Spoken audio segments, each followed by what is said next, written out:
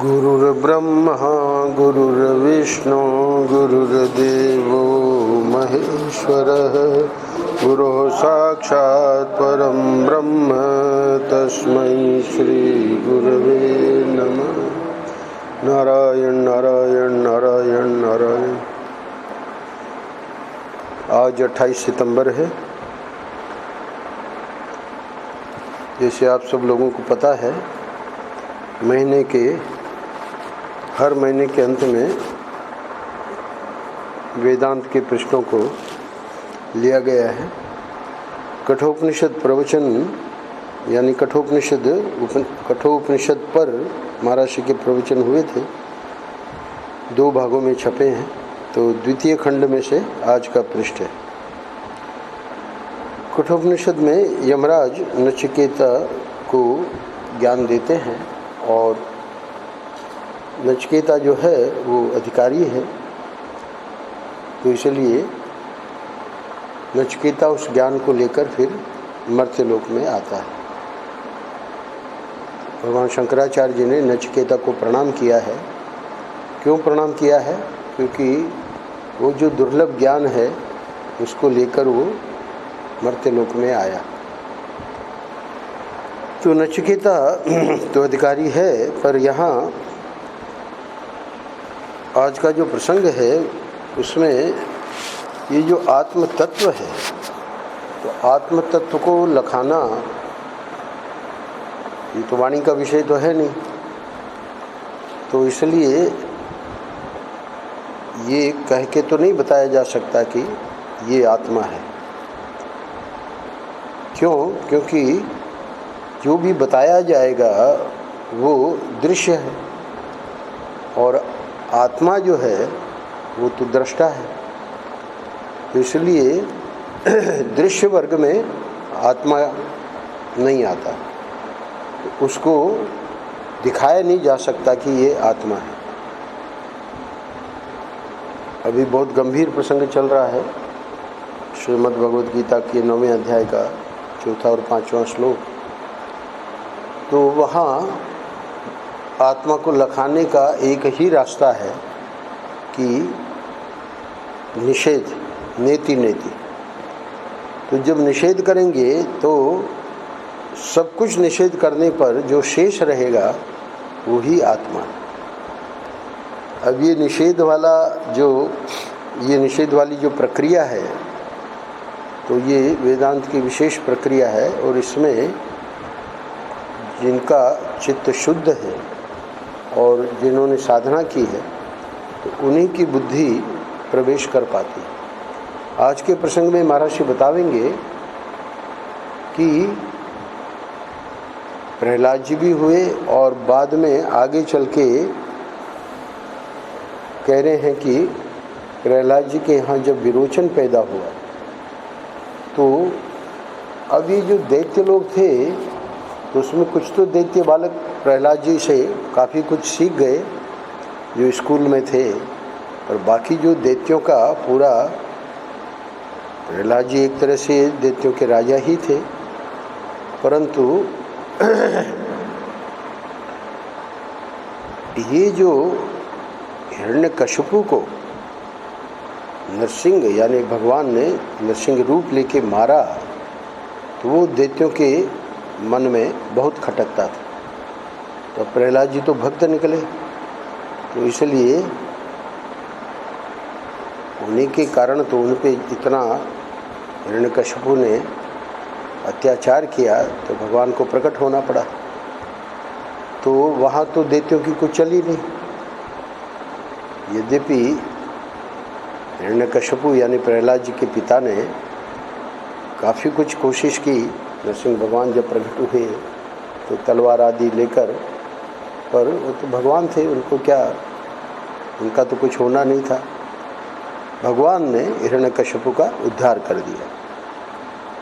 खैर, प्रहलाद जी भक्त थे ही, पर अब प्रहलाद जी के जाने के बाद, वैसे जाने के बाद यानी ये लोग पहले वन में चले जाते थे, तो विरोचन के समय में भी प्रहलाद जी थे पर वन में थे, क्योंकि बाली विरोचन का पुत्र उसके समय में भी बलिदान, बाली नहीं बलि, तो बलिदान से बलि, तो बलि जो था विरोचन का पुत्र, तो उसके बारे में आया है कि जब उसको बांध लिया गया भगवान के द्वारा वामन अवतार में, तो स्वयं प्रहलाद जी वहाँ आए। बड़े प्रसन्न थे प्रहलाद जी कि इसका बड़ा भाग्य है आदि।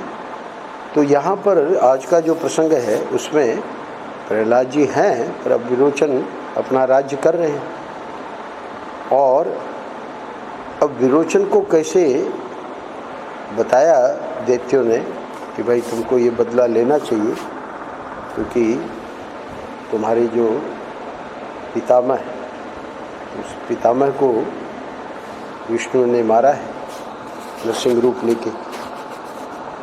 तो इस कथा के द्वारा महर्षि एक बहुत बड़ा रहस्य जो कठोपनिषद के मंत्र में आया है उसको समझाने जा रहे हैं।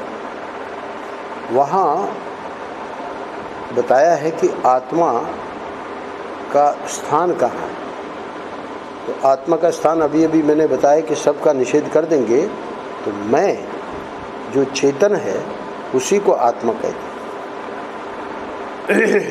अभी 9वें अध्याय में इस बात को और बढ़िया समझाया है कि हमारी सभी अवस्थाएं, बाल्यावस्था, कौमारावस्था, प्रौढ़ावस्था, वृद्धावस्था, युवावस्था, ये अवस्थाएं बदलती रहती हैं, पर वो जो मैं है वो जानता है कि पहले मैं बालक था, अब मैं बूढ़ा हो गया हूँ, पहले इतना सब दौड़ भाग लेता था, अब मेरे से चला नहीं जाता।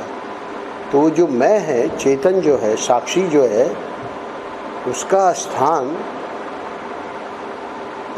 यानी वो तो सर्वव्यापक है। चेतन जो है वो कोई एक स्थान में नहीं है, बल्कि जितना जो कुछ दिखाई दे रहा है वो सब चेतन में ही है।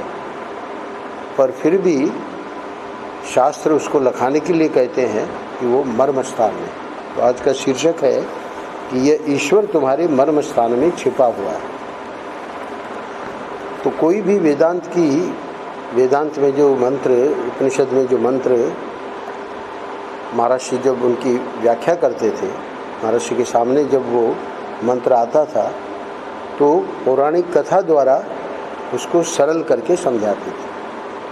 तो आज के प्रसंग में हम देखेंगे कि महर्षि ये जो बहुत कठिन विषय है, ईश्वर तुम्हारे मर्म स्थान में छिपा हुआ है, तो कठिन विषय का अर्थ है कि अभी जो हम चौथे और 5वें श्लोक में कर रहे हैं, तो भगवान विरोधी बातें बोल रहे हैं।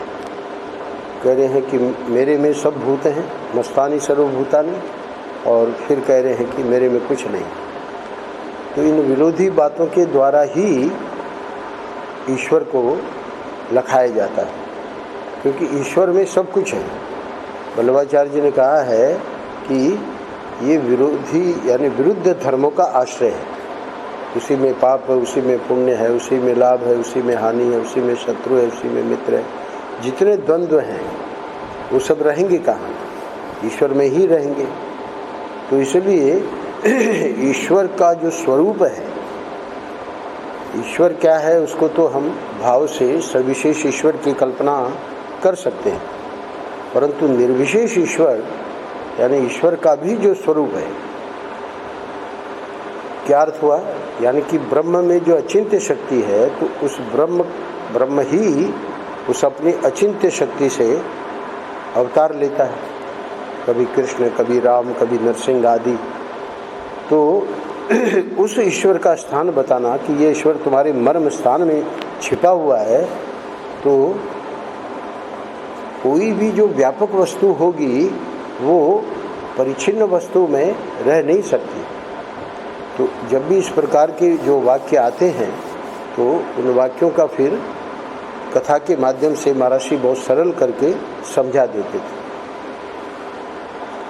पुराणों में कथा आती है कि हिरण्यकशिपु को नरसिंह भगवान ने मार दिया।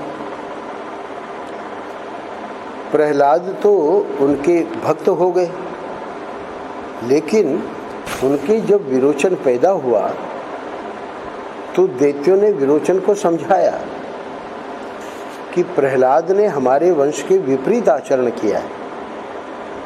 विरोचन जब राजा बन गए, प्रहलाद जी ने अपना राज्यपाट देके और वन में चले गए, तो अब दैत्यों की बन आई, क्योंकि प्रहलाद को तो दैत्य लोग कुछ नहीं कर सकते थे, क्योंकि वो तो कह रहे हैं कि प्रहलाद तो उनके भक्त हो गए। किनके? नरसिंह यानी विष्णु के, भगवान के। तो इसलिए वहाँ तो दैत्यों की नहीं चली। पर अब जब विरोचन राजा बने तो कह रहे हैं कि उसको समझाया दैत्यों ने। अब राजा जब बनते हैं तो वैसे तो वंश का संस्कार तो रहता ही है, आगे आवेगा। जब दैत्यों ने समझाया तो विरोचन डर गया कि मैं कैसे भगवान को, विष्णु को कैसे मारूंगा। तो क्या समझाया कि प्रहलाद ने हमारे वंश के विपरीत आचरण किया। यानी हिरण्यकश्यप जो थे वो ठीक थे। अब हिरण्यकश्यप को भले नरसिंह ने मार दिया, पर अब बेटा होने के कारण उसका कर्तव्य था कि जिसने पिता को मार दिया उसके प्रति शत्रुता होनी चाहिए। तो ये तो हमारा जो वंश है उसके विपरीत आचरण हुआ। पर अब जो तुम है, यानी तुम हो, अब तुमको एक काम करना है। तो बड़े बड़े थे सलाहकार, मंत्री वगैरह, जिनको विरोचन भी प्रणाम करता था। तो बेटा विरोचन, जो काम तुम्हारे बाप ने नहीं किया सो काम तुम करके बताओ। जैसे रावण को नाना वगैरह समझाते थे, वो मानता थोड़ी था।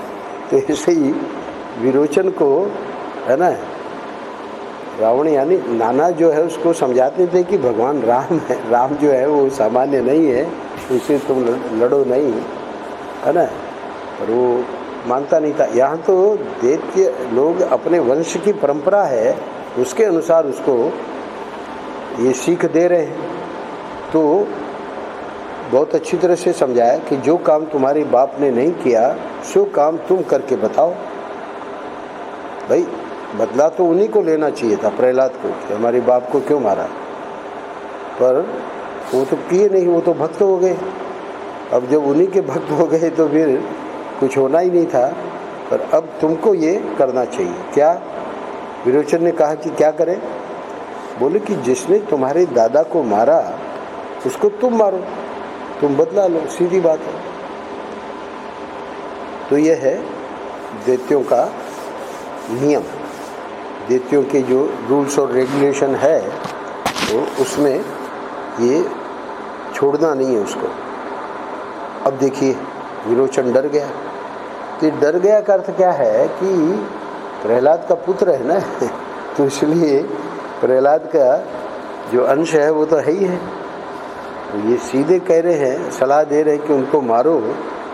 अरे भाई, उसने हमारे दादा को किस प्रकार मारा वो सब घटना तो उसने सुनी थी कि खंबे में से अवतार ले लिया और अवतार लेके कैसे नाखून से ही फाड़ दिया, है ना, पूरा पेट, और आते जो है गले में पहन ली, वो सब सुन रखा था उसने।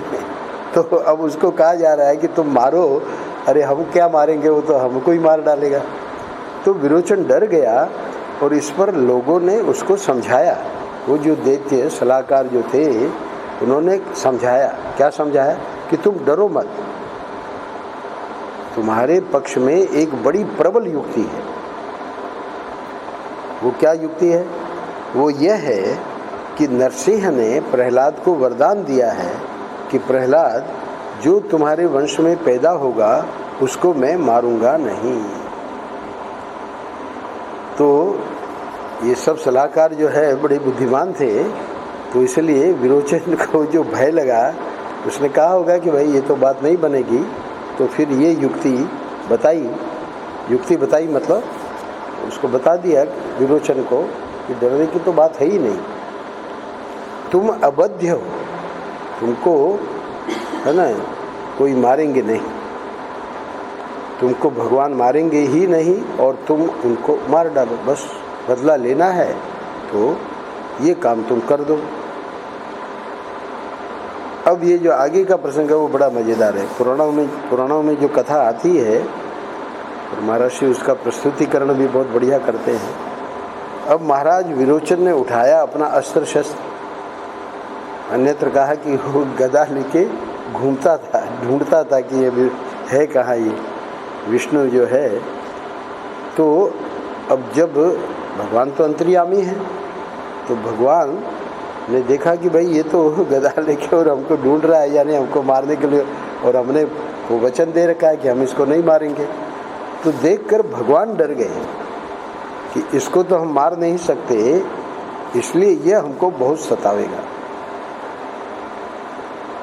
अब भगवान भागे, कभी स्वर्ग में जाएं, कभी वैकुंठ में जाए, और विरोचन गदा लेकर पीछा करे। तो अस्त्र शस्त्र में उसने गदा उठा लिया और गदा लेकर और वो पीछा करता था, स्वर्ग में पहुंच जाता था, वैकुंठ में पहुंच जाता था।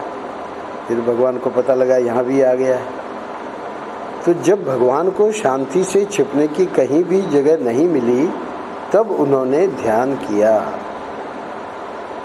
और बोले कि अच्छा, अब हम छिप जाएंगे और ढूंढे मिलेंगे ही नहीं। अब तक तो बाहर दृश्य में भगवान इधर उधर जाते रहे, और दृश्य में तो ये भी देख लेता था, मतलब पता लगा लेता था और पहुंच जाता था। पर अब भगवान ने अब यहीं से ये जो रहस्यात्मक वर्णन है उस मंत्र की व्याख्या का, उसको ले रहे महर्षि।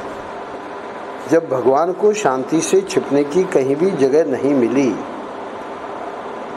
तो यहाँ क्या है आगे बतावेंगे अगले पैराग्राफ में, कि ये जो गलत लोग हैं वो गलत लोग भी चाहते हैं कि भगवान का जो मामूली सा डर है उस डर को भी हम हटा दें। तो डर को कैसे हटावें? तो वो विरोचन की जैसे ही उनकी भी प्रक्रिया है। तो वो प्रक्रिया क्या है कि एक प्रकार का जब भगवान मिलते नहीं हैं तो बताते हैं कि भाई भगवान है ही नहीं, तुम लोग डरो नहीं, नास्तिक हो जाते हैं। तो ये नास्तिक हो जाते हैं, वो भोगी हो जाते हैं और वही दृश्य को सत्य मानकर और जो है सब गलत गलत काम करते रहते हैं। ये पूरा विरोचन की ही परंपरा है। तो आगे जो श्रोता हैं उनको संबोधन करेंगे। यहाँ इतना ही समझ लेना है कि भगवान ने छिपने की जगह निकाल ली। क्या? जाकर विरोचन की आत्मा में ही नारायण बैठ गए। तो ये पूरा जो है सांकेतिक है, वहाँ कोई नारायण बैठ गए ऐसा कुछ बात बनती नहीं है। नारायण स्वयं उनका कठोपनिषद में जो अव्यक्त मूर्ति ना, यानी जो उनका ऐसा रूप है जो कि हमारे इंद्रियों से, मन से, बुद्धि से उसका विषय नहीं है। तो एक पौराणिक भाषा में कह रहे हैं कि आत्मा में बैठ गए, मतलब वो तो आत्मा ही है, हम सबके आत्मा के रूप में वो पहले से ही है। अर्थात दृश्य के रूप में अब वो विरोचन के नहीं आए। तो दृश्य के रूप में जब विरोचन के नहीं आए तो अब विरोचन करेगा क्या? तो इसलिए कह रहे हैं कि अब वह विरोचन सारी दुनिया में तो नारायण को ढूंढे और अपने में ढूंढे ही नहीं। वो जो विरोचन है उसको बेचारे को क्या पता कि आत्मा रूप में भगवान ही है। तो इतना तो ज्ञानी था नहीं। प्रहलाद जी की बात छोड़ दीजिए, उनके पिता तो है ना ज्ञानी भी थे और उच्च कोटि के भक्त भी थे। तो प्रहलाद जी की गिनती ज्ञानी भक्तों में की गई। पर ये जो विरोचन है वो बेचारा ये नहीं जानता था कि आत्मा रूप में ही वो भगवान है। तो वहाँ तो ढूंढने का प्रश्न ही नहीं था, इसलिए नारायण उसको मिले ही नहीं। अब नारायण का विक्षेप तो मिट गया। ऊपर बताया ना कि भगवान को शांति से छिपने की कहीं भी जगह नहीं मिली। तो भगवान ने इस समय भी यही कर रखा है, अपने को छिपा रखा है। तो नारायण का विक्षेप मिट गया, लेकिन ढूंढने का विक्षेप विरोचन को मिल गया। अब वो दैत्य लोग बार बार कहें भाई तुम जाओ, तुम जो बैठे हो तुमने अभी बदला नहीं लिया। तो अब वो बेचारा परेशान कि मिल तो रही नहीं है, पहले तो स्वर्ग पे तो पता लगा था स्वर्ग में है, तो स्वर्ग से वैकुंठ में भागे भगवान, वहाँ भी पहुँच गया। और अब जहाँ जाता था, पीछा करता था, वहीं से भगवान को भागना पड़ता था। पर अब भगवान ने युक्ति निकाल ली कि हमको दृश्य रूप में, यानी बाहर से जो सविशेष रूप में भगवान लीला करते हैं, तो उसकी करने की ज़रूरत ही नहीं है। हम तो आत्मा तो पहले से ही हैं, चेतन जो है उनका स्वरूप ब्रह्म जो है उनको भगवान का, यानी प्रलय भी जब सृष्टि का हो जाता है, जब कुछ नहीं रहता, न पंचमहाभूत, न है ना कोई कुछ नहीं, न जीव न जगत, तब भी ब्रह्म रहता है, भगवान रहते हैं। तो वो जो निर्विशेष निराकार निर्गुण रूप है, उसको कठोपनिषद मंत्र में जो है यमराज नचिकेता को बता रहे हैं। तो महर्षि कथा के माध्यम से हमको सरल करके ये बात बता रहे हैं। अब ये जो आखिरी 2 पैराग्राफ है, इसी से हमको शिक्षा लेनी। कथा तो पूरी हो गई। अब देखो विरोचन कौन है?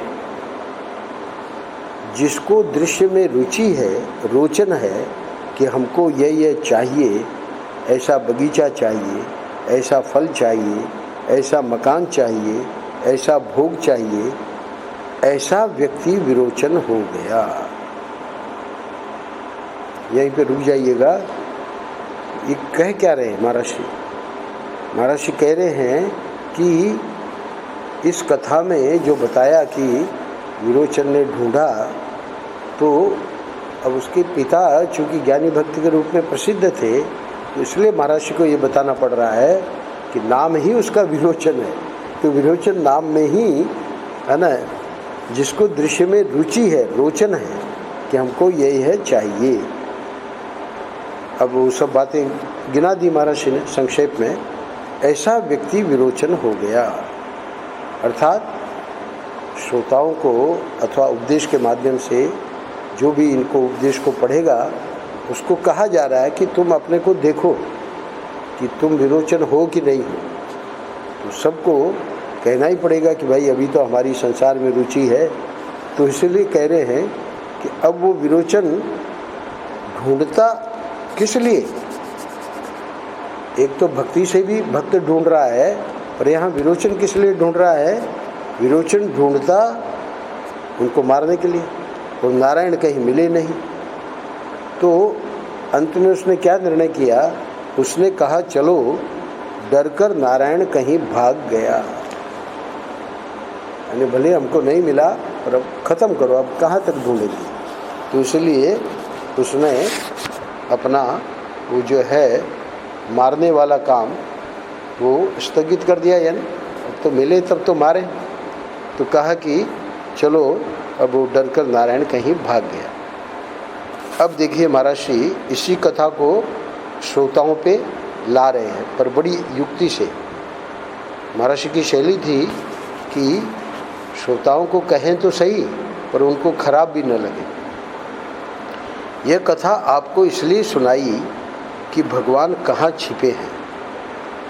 अब आप सब लोग जिज्ञासु हैं, वेद शास्त्र के सार को जानते हैं।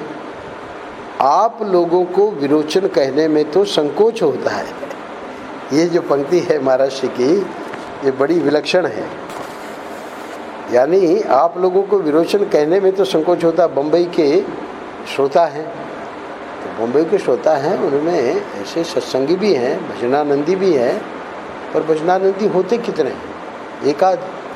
बाकी तो अपना भाई हमारा जो संसार है वो बना रहे, और सत्संग में भी हम ऐसी ऐसी युक्तियाँ हमको मिल जाए कि हमारा भोग है, हमारा जो कुछ है वो बना रहे। तो महर्षि इस वाक्य के द्वारा आप लोगों को विरोचन कहने में तो संकोच होता है, इस प्रकार के वाक्य के द्वारा कह भी दिया और नहीं भी कहा। तो अब प्रश्न है कि आखिर में कठोपनिषद के प्रवचन चल रहा है, तो ये कथा क्यों सुनाई गई? ये कथा आपको इसलिए सुनाई कि भगवान कहाँ छिपे हैं, क्योंकि सत्संगी लोग हैं ना, तो सत्संगी लोग तो सत्संग करने इसीलिए आते हैं कि कुछ, अब वहाँ दृष्टिकोण अलग है। विरोचन का दृष्टिकोण तो मारने का था, वो तो दैत्य था। तो यहाँ तो सत्संगी लोग जो है वो तो चाहते हैं कि भगवान का दर्शन हो जाए। अभी एक देवानी करके महर्षि के शिष्य हैं, तो उनका श्याम जी के व्हाट्सएप में प्रश्न आया। तो उनका प्रश्न ये है कि अज्ञान की निवृत्ति जो है वो कैसे होती है। सत्संग में महात्माओं के पास हम लोग जब जाएं और वो महात्मा उपदेश देवे, उससे अज्ञान की निवृत्ति होती है, या पढ़ के और अपना चिंतन करें उससे भी हो जाती है। ये है उसका प्रश्न। तो महर्षि ने इसी से मिलते जुलते प्रश्न का उत्तर दिया हुआ है। तो मैं अभी तो श्याम जी आवेंगे तो बता देंगे उनको। महर्षि ने कहा है कि न तो सत्संग में जाने से और संतों के सुनने से अज्ञान की निवृत्ति होगी, और न ही पढ़ने से और चिंतन करने से अज्ञान की निवृत्ति होगी। दोनों का निषेध कर दिया। बोले महाराज ये पहला वाला पक्ष का कैसे निषेध किया। वहाँ महर्षि के निषेध करने का अर्थ क्या है वो समझने लायक है। महर्षि कहते हैं कि जब तक हम नहीं चाहेंगे कि हमारा अज्ञान निवृत्त हो, तब तक जाके सत्संग में बैठने से या सुनने से थोड़ी हो जाएगा। कठोपनिषद में, इसी उपनिषद में यमराज ने कहा यमे वेश वृणुते तेन लभ्य नायम आत्मा प्रवचनेन लभ्य न मेधया न बहुना श्रुतेन। बहुत सुनने से कि भाई वो सत्संग में जाता है उससे भी नहीं मिलेगा आत्मा, है ना। आत्मा यानी भगवान। वेदांत में ब्रह्म आत्मा के शब्द से कहते हैं, भक्ति में भगवान के शब्द। तो स्पष्ट यमराज जी ने मना कर दिया। क्यों मना किया। यमे वेश वृणुते, आगे कहा किसको मिलेंगे, जो इसका वर्ण करेगा। मुझको ये चाहिए, कुछ भी हो जाए, मुझे इसके लिए कितना भी त्याग वैराग्य करना पड़े, मैं उसके लिए तैयार हूँ। इसलिए तो नचिकेता जी को प्रलोभन दिया यमराज ने। तो पहुँच गए थे वहाँ यमलोक में। तो यमलोक में पहुँच गए और फिर वहाँ चूँकि यमराज जी कहीं गए हुए थे तो 3 दिन कुछ खाया पिया नहीं, बैठे रहे। वो आएंगे तब देखा जाएगा। घर वालों ने कहा भी कि भाई कुछ ले लो, नहीं लिया। अब जब यमराज लौटे तो उसमें उनको लगा कि भाई ये तो बहुत बड़ा अपराध हुआ। तो फिर कहा नचिकेता को कि 3 दिन तक तुमने कुछ नहीं लिया तो 3 वर तुम मांगो। तो वहाँ वर मांगे हैं। तो तीसरा वर जो है उन्होंने कहा कि हमको वो ज्ञान चाहिए जिस ज्ञान से आप ये सब करते हो, है ना। वो ज्ञान विज्ञान तो आपको प्राप्त है, वो ज्ञान हमको चाहिए। अब यमराज जो है वो ज्ञानी है, भले उनका पद जो है वो यमराज का है। आगे चल के यह नचिकेता को उन्होंने शाबाशी दी है। बोले कि ये ज्ञान मुझको है पर मैंने ये पद मांग लिया, है ना। तो अब मैं उसी में अपना डोल रहा हूँ। और मैंने तुमको देखा कि इतना मैंने तुमको प्रलोभन दिया पर वो नहीं माने। उन्होंने कहा कि ये आपको मुबारक हो, हमको तो वो ज्ञान ही चाहिए। तो उसी ज्ञान में फिर आगे कह रहे हैं यमराज कि आत्मा प्रवचन अथवा मेधा से अथवा सुनने से नहीं प्राप्त होता। तो फिर कैसे प्राप्त होता है। यमे वेश वृणुते तेन लभ्य, जो इसका वर्ण करता है, जो कहता है कि मुझको यही चाहिए। भगवान देख रहे हैं अब इसको संसार का कोई रुचि नहीं, कोई इसमें उसको, है ना। देखा रमणानंद जी का, जितने महात्मा यहाँ आए, परमेश्वरानंद जी, उनका जीवन उससे देख के लगता है कि इसके लिए कितनी तपस्या, कितने त्याग वैराग्य की जरूरत है। उसको फिर वो प्राप्त होंगे। वो भी आवश्यक नहीं कि इसी जन्म में, उसमें भी कोई सुप्त गुप्त वासना है तो वो प्रतिबंध रहेगा। तो यहाँ पर कह रहे हैं महाराज श्री कि यह कथा आपको इसलिए सुनाई कि भगवान कहाँ छिपे हैं। अब आप सब लोग जिज्ञासु हैं, वेद शास्त्र के सार को जानते हैं, आप लोगों को विरोचन कहने में तो संकोच होता है। यानी सत्संगी लोगों को ये अभिमान हो जाता है ना, तो उस अभिमान को पुष्ट नहीं कर रहे हैं। जो बुद्धिमान है वो समझ जाता है कि चुटकी ले रहे हैं हमारी, यानी हमको कह रहे हैं कि ऐसे सिर्फ मानने से कि हम उन्हें वेद शास्त्र का सार जान लिया है या हम जिज्ञासु हैं। अरे महाराज जी जब स्वयं मुश्किल से मुझे लगता है कि यहाँ एक महीना कलकत्ता में रहे और उसके बाद यहाँ आए वृंदावन और 2 महीने उसके बाद लीला स्मरण कर दिया, शरीर छोड़ दिया। तो कलकत्ता में यानी संभवतः 2.5 महीने पूर्व लीला स्मरण के ये वाक्य स्पष्ट कहा कि हमको एक भी जिज्ञासु नहीं मिला। तो यहाँ जब बम्बई के श्रोताओं को कह रहे हैं कि अब आप सब लोग जिज्ञासु हैं, तो वो क्या है, वो एक प्रकार का, यानी गुरु कह रहे हैं कि आप अपने को जिज्ञासु मान रहे हैं पर जिज्ञासु है कहाँ, अभी तो आप संसार में ही रचे पचे हैं। तो इसलिए आगे कह दिया कि विरोचन कहने में तो संकोच होता है। विरोचन की व्याख्या ऊपर कर दी कि हमको ये चाहिए, है ना, मकान चाहिए, भोग चाहिए, आदि आदि। तो इस प्रकार से महाराज जी ने जो बात बताई वो ये है कि ये ज़रा कठिन है। जब तक जिज्ञासा नहीं होगी तब तक ये नहीं होगा। प्रश्न क्या था कि सत्संग में सुनने से हो जाएगा क्या अज्ञान निवृत्त, अथवा पढ़ लेने से, चिंतन कर लेने से हो जाएगा क्या। महाराज जी को प्रश्न पूछा गया था। यहाँ तो कठोपनिषद में स्वयं अपने यमराज जी ने ही उनके प्रश्न का उत्तर दे दिया है कि इससे किसी से नहीं होगा। और वहाँ महाराज जी को पूछा गया सूरत में, बाद में वो जिज्ञासा समाधान के रूप में वो पुस्तक छपी है। प्रत्येक बोधानंद जी महाराज जी को सूरत ले गए थे, तो वहाँ जो सत्संग हुआ तो उसके प्रश्नोत्तर छप चुके हैं। उसमें एक प्रश्न है कि भगवान का दर्शन होते ही ज्ञान हो जाता है या कालांतर में बाद में होता है।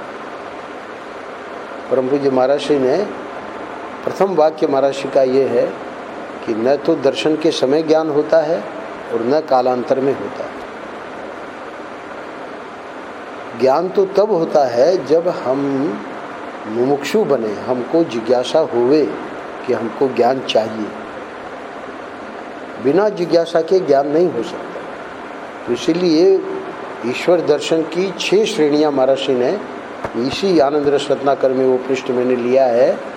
तो वहाँ आखिरी श्रेणी है कि सब कुछ हो गया, दर्शन हो गया, भगवान ने वरदान भी दे दिया, भगवान ने बात भी करी, भगवान ने ये भी कह दिया कि तुम मेरे हो, भगवान ने ये भी कह दिया कि मैं तुम्हारा हूँ।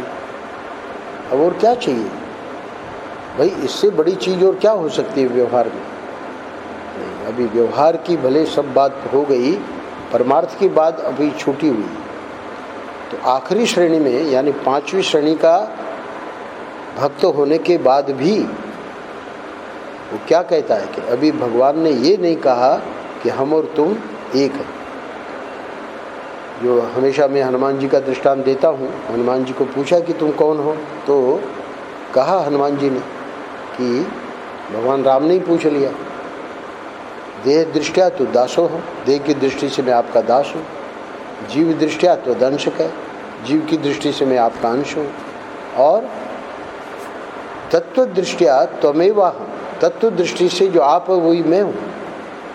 इति में निश्चिता मति। बहुत प्रसन्न हुए भगवान राम। तो आखिरी श्रेणी क्या है ईश्वर दर्शन की, कि जो भगवान है और जो मैं है, तो चेतन तो एक ही है। तो मैं का अर्थ गोविंदानंद नहीं, मैं का अर्थ हम सब में वो जो चेतन है, आत्मा है, जिसका आज का प्रसंग है, वो कहाँ है चेतन, वो भगवान कहाँ है, उसी को भगवान कहा है। ये भगवान सविशेष रूप में हमारे ऊपर करुणा करके, क्योंकि हम उस कक्षा के अधिकारी नहीं हैं, तो जो बच्चा अभी पढ़ रहा है, गिनती सीख रहा है, तो उसको मणियाँ दे दी जाती हैं। हमको कोई पूछे कि भाई 10 और 8 कितना होता है, हम 1 मिनट में कह देंगे 18। पर बच्चे को पूछो 10 और 8 कितना होता है, जो सीख रहा है, उसके ऊपर तो पहाड़ आ गया। एक एक करके गिनेगा और उसमें भी कई बार गलती होगी, है ना। तो सविशेष जो भगवान का स्वरूप है वो अध्यात्म की प्रारंभिक कक्षा है, परंतु जो अंतिम कक्षा है वो भी तो उपनिषद में बताई गई है। और वो जो अंतिम कक्षा है वही असली चीज़ है। हमारे पूरी शंकराचार्य जी कहते हैं कि परीक्षा ली गई छोटे बच्चों की, तो 5 और 3, अब उन्होंने सवा और, है ना, पौना और ये भी सब सुन रखा था। तो ये सवा पौना आदि क्या किया, जब परीक्षा कापियाँ जांच कर रहा था परीक्षक, तो किसी ने 7 लिख दिया, किसी ने 6 लिख दिया, और 5 और 3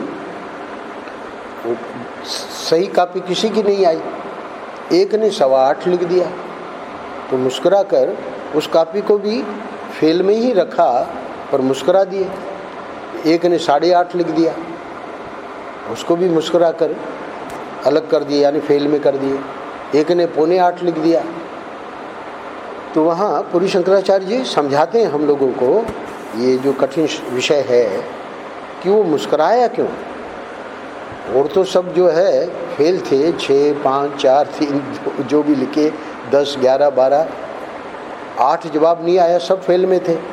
पर ये 8.25, 7.25, 8.5 वो कापी देख के मुस्कुरा के और फिर फेल में क्यों रखी।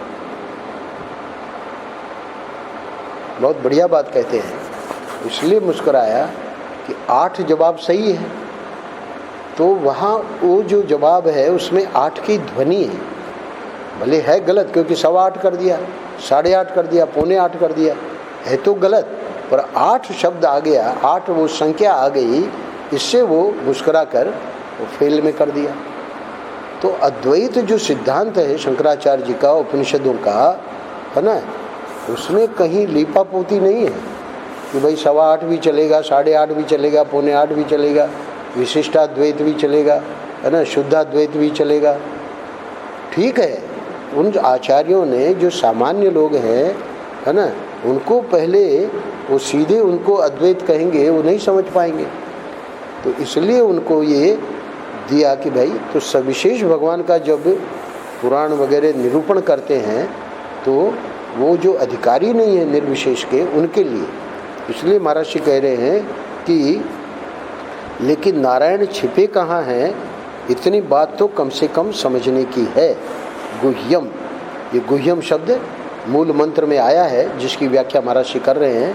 तो उस गुह्यम को समझाने के लिए एक कथा के द्वारा महर्षि ने यहाँ समझा दिया कि जो तुम्हारा गुह्य स्थान है, मर्म स्थान है, यानी कि जो तुम्हारा स्वरूप है, तुम ही वो हो। जैसे हनुमान जी ने कहा हम और तुम एक ही है, भिन्न है ही नहीं, चेतन भिन्न नहीं होता, अद्वितीय होता है। तो ब्रह्म जो है, इसीलिए उसकी पारमार्थिक सत्ता है। हम उसको व्यवहार में देखना चाह रहे हैं, व्यवहार में तो द्वैत रहेगा, पर पारमार्थिक सत्ता यानी इसको हमें बुद्धि में समझना पड़ेगा। इसलिए ये विषय कठिन है, पर वो हर एक महीने के अंत में ले लिए गए हैं, तो इसलिए उसको हमने यहाँ थोड़ी सी व्याख्या कर दी। गुह्यम, जो तुम्हारा गुह्य स्थान है, मर्म स्थान है, यह ईश्वर तुम्हारे मर्म स्थान में छिपा हुआ है। नारायण नारायण नारायण। श्री राम।